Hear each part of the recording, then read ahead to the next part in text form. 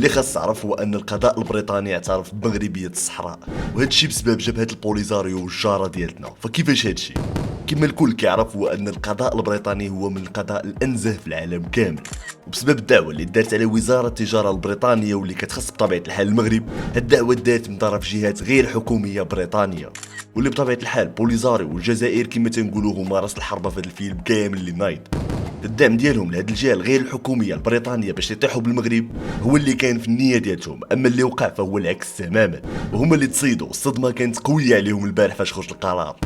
مرة أخرى ينتصر صوت العقل والحكمة في الاعتراف بوحدة المغرب الترابية.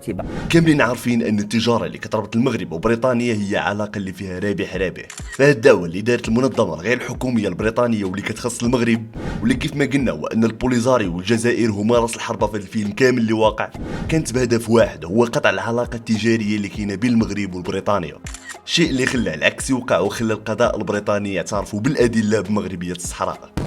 هذا القرار الصادر عن محكمة الاستئناف لقي ترحيبا كبيرا من قبل الرباط، وأشارت إلى أنه يؤكد الحقيقة وحق المغرب. علاش الدعوة دات في الأصل وبغات تطيح بالمغرب، وشنو هما اتهاماتها، وايضا شنو هو الموقف الحالي ديال بوليزاريو والجزائر من بعد الصدمه اللي تعرضوا لها البارح وكما تنقولوا تقلبت عليهم القفه. مرحبا بكم في هذا الفيديو عند خوكم السائم. في اللي كنت عزيز عليك دير جيم وابوني وخلي لي الراي ديالك في لي كومونتير ونبداو لا فيديو. المغرب وبالضبط 26 شهر 10 2019 وقع اتفاقيه بينه وبين بريطانيا. هذه الاتفاقيه ما توقعتش ديك الوقيته، وانما شفنا التنفيذ ديالها حتى لشهر 1 في 2021. ولكن التوجه البريطاني الذي يعتبر المملكه شريكا استراتيجيا موثوقا به ولا بد من تنميه العلاقات معه. فاللي وقع من هذه الاتفاقيه اللي دارت بين المغرب وبريطانيا، لاحظنا وكيف ما غيكون طايح في بالك ان جبهه البوليزاريو والجزائر ما تسرطاتش ليهم، ان المغرب يستافد من الاتفاقيه اللي وقعت بينه وبين بريطانيا، شيء اللي دفعهم يمشوا لبعض الجمعيات الغير الحكوميه البريطانيه ويدعموهم، وراك عارف باش بطبيعه الحال. وهادشي كامل داروا هادو اللي حتانا باش يدفعوا هاد الجمعيات الغير الحكوميه انها ترفع دعوه على وزاره التجاره البريطانيه على اساس قطع العلاقات ديالها مع المغرب. وهادشي بطبيعه الحال داروا على هدف واحد واللي هو الغاء اتفاقيه ديال التجاره اللي كاينه بين المغرب وبريطانيا. وتخيل معايا هاد الاسباب الغير منطقيه اللي دارت في الدعوه، حيت قالوا ان هاد الاستفادات اللي غتجي من هاد الاتفاقيه ديال التجاره اللي دارت بين المغرب وبريطانيا ما غيستافدش منها المغرب كامل، وهنا بغاو يقصدوا المدن الجنوبيه ديال المملكه. وانا غير بيني وبينك كصديقي الا قلت لك شكون كيستافد اكثر هنا في المغرب، فبطبيعه الحال تقول لي المناطق الجنوبيه، بحيث موفره لهم الدوله المغربيه داكشي اللي ما موفراش لينا حنا.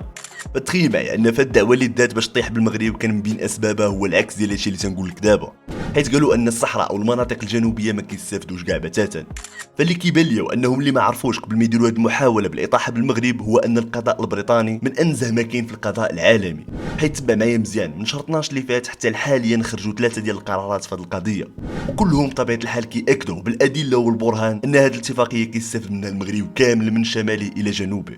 وهادشي اللي خلى ان القضاء البريطاني يرفض كل الادله اللي تقدمت ليه للاطاحه بالمغرب عن طرف المحكمة الإدارية البريطانية، والذي قضى برفض الطلب الذي تقدمت به البوليزاريو بطريقة غير مباشرة عن طريق إحدى الجمعيات. ما يعني أن هذه الاتفاقية غتبقى مستمرة مازال.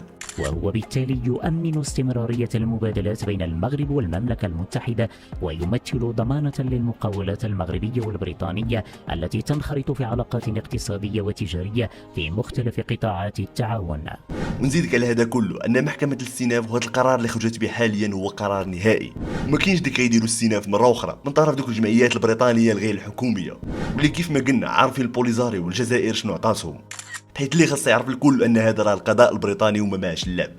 حيث قضت محكمة الاستئناف بلندن اليوم برفض نهائي لطلب استئناف تقدمت به منظمة غير حكومية داعمة للانفصاليين.